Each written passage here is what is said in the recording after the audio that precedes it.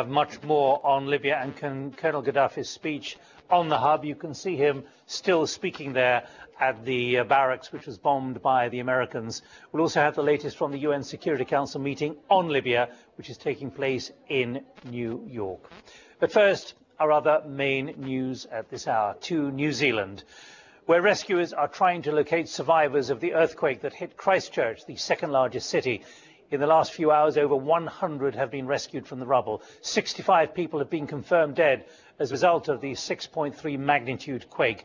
Landmarks, including Christchurch Cathedral, were badly damaged. The nearby Pine Gould building also collapsed, trapping many people inside.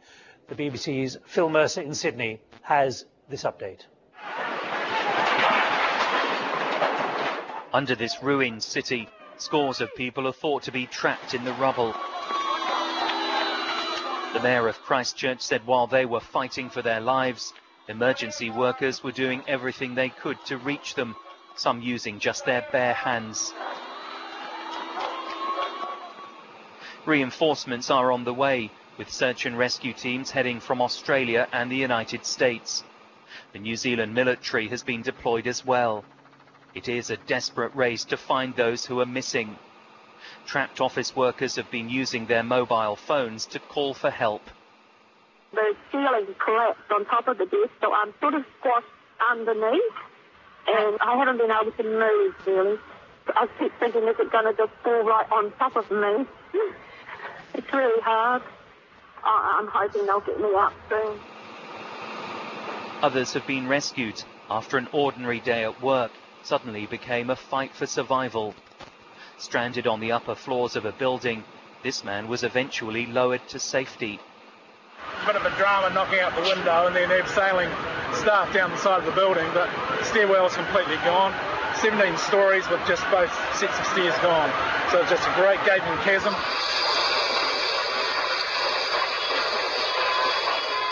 The scale of the damage in New Zealand's second largest city has been overwhelming after the tremor struck at lunchtime.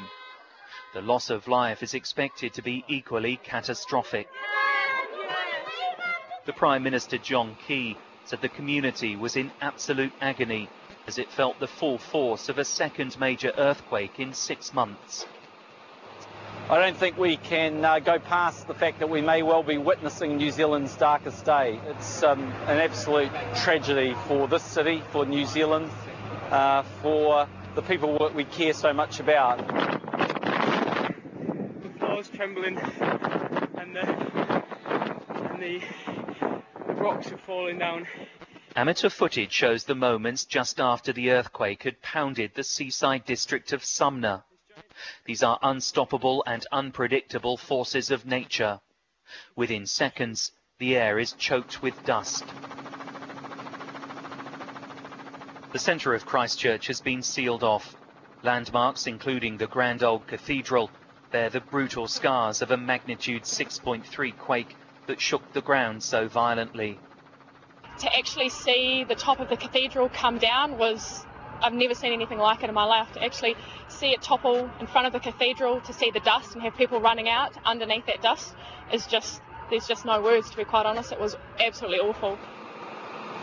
It could be days before the true cost to life and property emerges.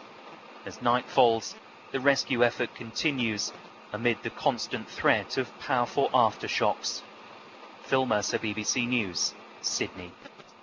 Well, we're now going to go live to Islamabad to the former New Zealand Prime Minister Helen Clark. She's now head of the UN Development Programme, and we'll talk to Helen Clark in a moment about Pakistan 7 months after the major floods, which is why she is here on the hub and had agreed to appear. But first, because of what's happened in your country, Helen Clark, to New Zealand.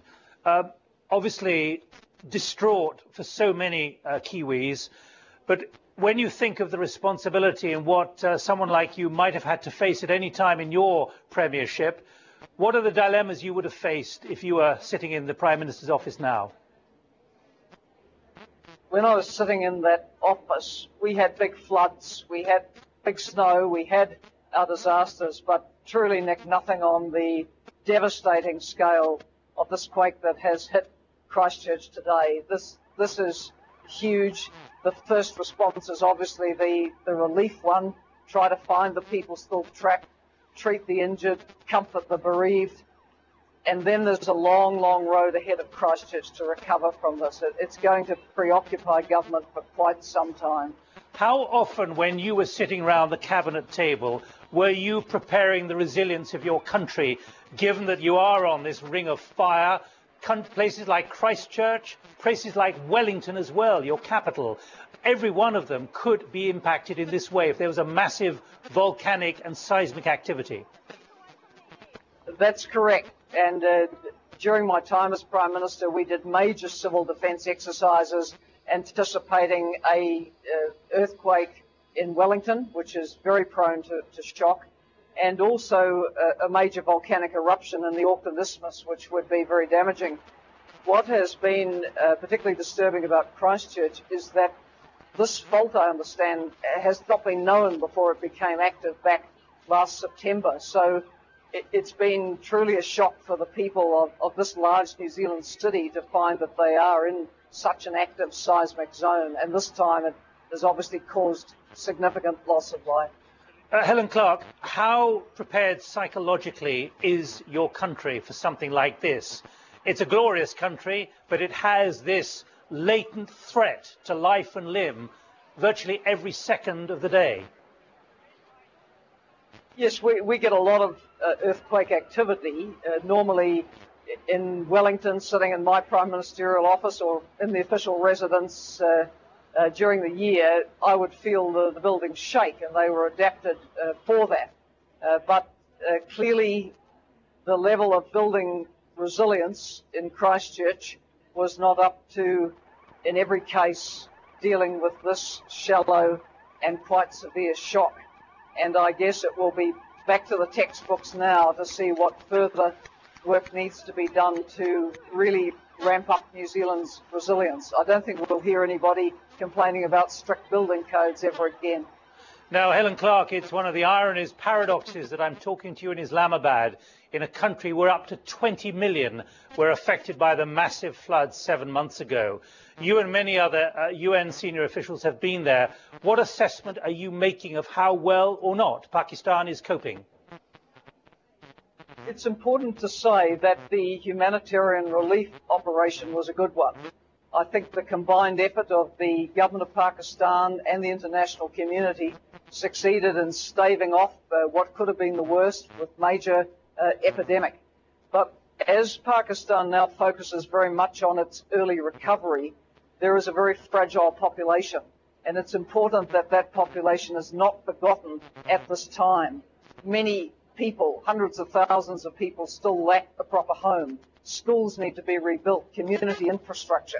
I visited a township in Sindh province where stinking water was being pumped out, where houses were being dwelt in which really weren't safe at all. Schools couldn't be occupied. So let's not let our attention move from Pakistan through this recovery phase. Now, the enormity was just almost too much to quantify with all those I've spoken to and my colleagues have spoken to in Islamabad.